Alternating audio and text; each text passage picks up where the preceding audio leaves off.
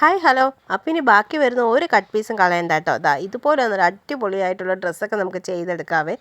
ഈ ഒരു ചെറിയ പീസാണ് ബാലൻസ് വന്നത്. അതിന് ഞാൻ ഇങ്ങനെ 4ആയിട്ട് മടക്കി ഇട്ടിട്ടുണ്ട്. അതുപോലെ നേരത്തെ നമ്മൾ ഫ്രോക്കിന് വേണ്ടി അളവെടുത്ത് വെച്ച പേപ്പറാണ് ഇത്.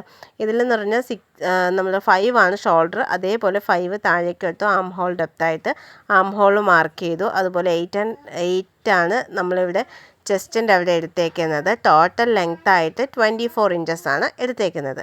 അതുപോലെ വേസ്റ്റ് 9 എടുത്തു. അവിടെ ഞാൻ 7.5 ആണ് മാർക്ക് ചെയ്തിട്ടുണ്ട്. ഇനി കംപ്ലീറ്റ് താഴേക്ക് നമുക്കതങ്ങ് മാർക്ക് ചെയ്ത് കൊടുക്കാം. ഇനി അടുത്തത് ഇത് ക്രോച്ച് ലെങ്ത് ആണ് എടുക്കുന്നത്. ഇവിടെ ഞാൻ 15 ആണ് കാണിച്ചേക്കുന്നത്. പക്ഷേ ഒരു 18 അല്ലെങ്കിൽ ഒരു 19 ഒക്കെ എടുക്കുന്നതായിരിക്കും കുറച്ചും കൂടി നല്ലത്. അല്ലെങ്കിൽ ഇതിപ്പോൾ കറക്റ്റ് ഫിറ്റാണ്. ഒരു 3 വയസ്സ് പ്രായമുള്ള കൊച്ചിൻ്റെ കറക്റ്റ് അളവാണ് ഞാൻ ഈ കാണിക്കുന്നത് കേട്ടോ. ഇനി നമ്മൾ ആ ക്രോച്ച് ലെങ്ത്തിൻ്റെ അവിടെ നിന്ന് താഴേക്ക് നമ്മുടെ കാലിൻ്റെ അതുവരേക്ക് ഒരു ചെറിയൊരു സ്ലാൻഡിങ് ലൈൻ കൊടുത്തു. ഈ ക്രോച്ച് ലെങ്ത്ത് എപ്പോഴും ഒരു 18 19 അങ്ങനെ എടുക്കുന്നത് കുറച്ചുകൂടി നല്ലതായിരിക്കും. ഇപ്പോൾ കറക്റ്റ് അളവാണ് കേട്ടോ. ഇനി നമ്മൾ നമ്മുടെ കഴുത്താണ്. ബാക്കും ഫ്രണ്ടും ഒരുപോലെ നെക്ക് ഡെപ്ത്ത് ഞാൻ 3 ആണ് 3 to 4 ഇതിനകത്താണ് കൊടുത്തേക്കുന്നത്. അപ്പോൾ അതുപോലെ വരച്ചിട്ട് നമുക്ക് കട്ട് ചെയ്തെടുക്കാം. അപ്പോൾ കട്ടിങ്സ് എല്ലാം കഴിഞ്ഞു. ഇതുണ്ട്, ഇതുപോലെ കട്ട് ചെയ്തെല്ലാം കഴിഞ്ഞു.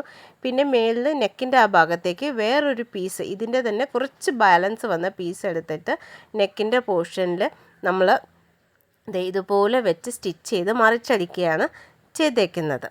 അപ്പം നമ്മുടെ ഈ മറിച്ചടിപ്പും എല്ലാം കഴിഞ്ഞിട്ട് ലാസ്റ്റ് നല്ല വശവും ഒരുമിച്ച് വെച്ച് നമ്മുടെ ബാക്കി വരുന്ന എല്ലാ പോർഷൻസും ജോയിൻ ചെയ്തെടുത്തു.